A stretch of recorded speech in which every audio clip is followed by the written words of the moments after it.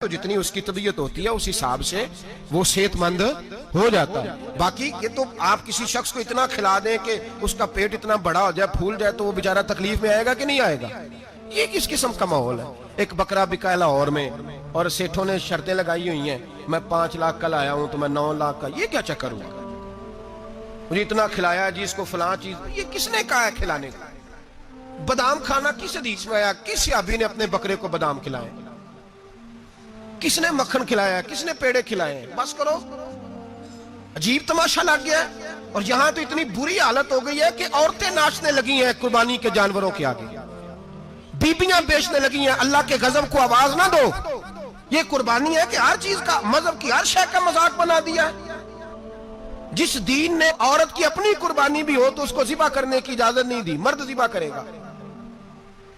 جو دین کہتا ہے کہ عورت ذبح نہیں کرے گی, وہ عورت بیچ سکتی ہے اللہ کے جانور. یہاں جس کا میں نے رمضان میں بھی کہا تھا, پھر بات دہراتا ہوں, سارا سال ناچتے گاتے ہیں اور عید کا موقع آتا ہے تو 2-4 مولوی بٹھا کے وہ دین سکھانا شروع کر دیتے ہیں. کوئی پتہ ہی نہیں, کوئی خبر ہی نہیں. جس بوتل میں کل تک شراب بک رہی تھی اسی میں دودھ پلاؤ گے؟ جس برتن میں کل تک پیشاب تھا اس میں آج لوگوں کو شہد پلاؤ گے؟ بس کرو, یہ مذاق نہیں, یہ رسول اللہ کا دین ہے. نبی پاک سید عالم صلی اللہ تعالی علیہ وآلہ وسلم نے کوئی ذمہ عورت کے کوئی چیز نہیں لگائی ایسی جس میں اسے مردوں کے ساتھ شامل ہونا پڑے. اور عورت سمجھ ہی نہیں رہی کہ یہ اس کی تذلیل ہے, عزت نہیں. صابن بک رہا ہے تو ساتھ بی بی کھڑی ہے, شیمپو بک رہا ہے تو عورت اس کی جو ہے وہ ایڈ دے رہی ہے. یہ عزت ہے عورت کی؟ رسوا کر دیا تم نے ہر شے میں عورت. اب قربانی کا جانور بھی بی بی بیچے گی؟ غیرت کہاں گئی اس قوم کی؟ میرے رسول پاک سرور دو عالم صلی اللہ تعالی علیہ وسلم کو کسی نے آ کے کہا فلاں قبیلے کے لوگوں نے عورت کو سربراہ بنایا ہے, عورت کو آگے لگا لیا ہے. فرمایا تباہ ہو گئے وہ لوگ انہوں نے عورتوں کو اپنے آگے پیشوا بنا لیا.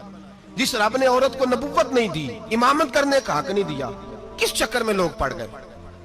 5 لاکھ کا جانور کس لیے لائے ہو؟ 5 لاکھ کا تفاخر کے لیے, دکھانے کے لیے؟ تو اگر 50,000 کا 60,000 کا بھی جانور لاتا تو اچھا آ جاتا. اور 50,000 کا جانور لائے تو 5 لاکھ میں کتنے آتے ہیں بولے؟ تو 10 جانور ذبح ہوں گے تو کتنے غریبوں تک گوشت جائے گا, کتنے گھروں کا بھلا ہوگا. ہر چیز کا چکر الٹا کر دیا گیا ہے. اور یہ صرف حج کے لیے ہوتی تو میرے رسول پاک ہر سال قربانی نہ کرتے, اور میرے نبی پاک قربانی دینے کا حکم. ایک اور بات بڑی لوگ پوچھنے لگے, کہتے جی گائے کی ہوتی ہے, بھینس کی بھی ہوتی ہے کہ نہیں؟ چلو جی, اب نئی بات نکل آئی. حدیث پاک میں لفظ آیا اونٹ کا. نبی پاک نے فرمایا بکرا 1 سال کا, گائے 2 سال کی, اونٹ 5 سال کا. حدیث میں لفظ آ گیا اونٹ کا. آپ کو بندہ کہے پہلے بتائیں نارکا کے مادہ کا, تو میں کدھر سے آپ کو حدیث نکال کے دوں جس میں نر بھی اور مادہ علیحدہ علیحدہ ہو؟ حدیث پاک میں ذکر آ گیا دمبے کا, مینڈے کا. اب باقی جو سارے جاگ رہے ہیں نا, اب غور فرمائیں, باقی ایک بکرا ہے, ایک چھترا ہے, ایک دمبا ہے, ایک دیسی بکرا ہے, ایک پہاڑی بکرا ہے, تو علیحدہ علیحدہ لفظ کہاں سے نکال کے دیے جائیں؟ یہ ساری انواع ہیں, اقسام ہیں, نوع ہیں. اسی طرح بھینس بھی گائے کی ایک قسم ہے. امام اعظم ابو حنیفہ فرماتے ہیں نوع منہ, یہ اس کی ایک قسم ہے, نوع میں سے ہے, گائے کی نوع میں سے ہے. آپ عام لفظ بولتے ہیں تو کہتے ہیں بکرا, چھترا, گائے, بھینس, عام لفظ ہے نا. تو جب گائے کہہ دیا تو آپ کو بندہ کہے گائے آیا ہے تو پہلے بتائیں گائے تو ہے تو اس میں بیل شامل ہے کہ نہیں؟ تو گائے کی جتنی قسمیں ہیں نا, ہمارے محدثین بھینس کو گائے میں شامل کرتے ہیں. بھینس گائے کی ایک قسم ہے. تو نبی پاک صلی اللہ علیہ وسلم نے جب گائے کا لفظ استعمال کیا تو بھینس اس کے اندر آ گئی.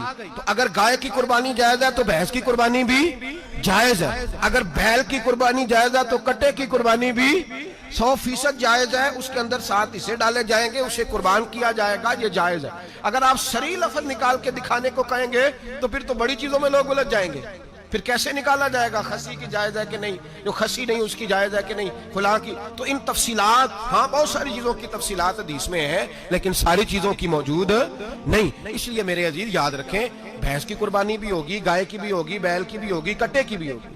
جن کی نہیں ان کی نہیں. ہم نے کبھی کہا ہرن کی قربانی بھی ہوگی یا مرغی کی قربانی بھی ہوگی. تو حدیث مبارکہ کے اندر جو چیزیں موجود ہیں ان کی جتنی اقسام ہیں ان سب کی قربانی کرنا ہاں جائز ہے. اور میرے نبی پاک صلی اللہ علیہ وسلم نے فرمایا جانور خوبصورت ہو, لنگڑا نہ ہو, کانا نہ ہو, زخمی نہ ہو خوبصورت جانور